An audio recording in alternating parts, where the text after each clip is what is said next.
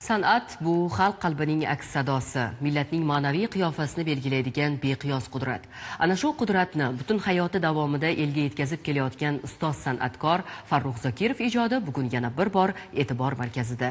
O'zbekiston Respublikasi Prezidentining tegishli qarori asosida ustoz san'atkorning boy ijodiy merosini targ'ib qilish va uni yosh avlod qalbiga singdirish bo'yicha muhim ishlar amalga oshirilmoqda.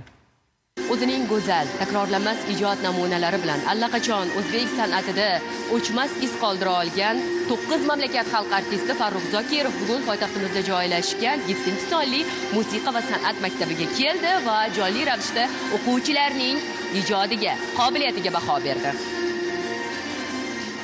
Dastlab maktab o'quvchilari turli yo'nalishlar kesimida o'z qobiliyatlarini namoyon etdi. Ayrim o'rinlarda ular ustoz san'atkorning hayratlariga ham sabab bo'ldi.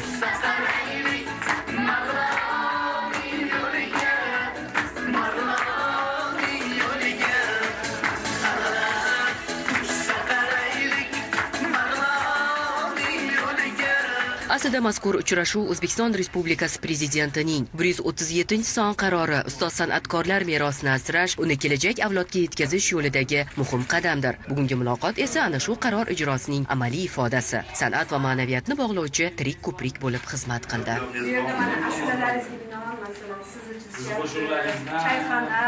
Quvonchim cheksiz.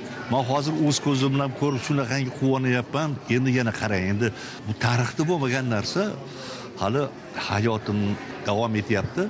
Mana meni nomimga bir maktabning nomini qo'yishdi. Bu albatta katta sharaf.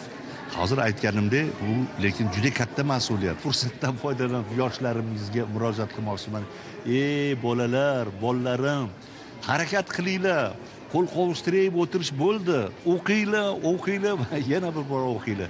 Tadbirda Madaniyat vaziri Ozodbek Nazarbekov ham ishtirok etib, bunday uchrashuvlar yoshlarning ma'naviy kamolotida muhim o'rin tutishini alohida ta'kidladi. Insonni tirikligida uni qadriga yetish aynan bizda yetishmagan bo'lganligi uchun ham bugun hurmatli prezidentimiz buni muhim mavzu, ya'ni prioritet mavzu sifatida davlat rahbari buni siyosat darajasida bugun inson qadrini ulug'lash nuqtai nazaridan qator amalga oshirilayotgan islohotlarni bir bandi sifatida bugun buni e'tirof etishimiz mumkin.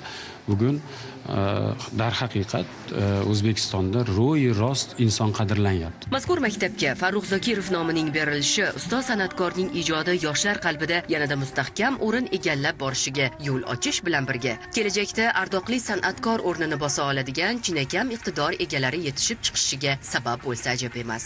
Nigora Elmurodova, Sanjar Shermuhammadov, Abbos O'tbosarov, Zamonaviy informatsion dasturi uchun.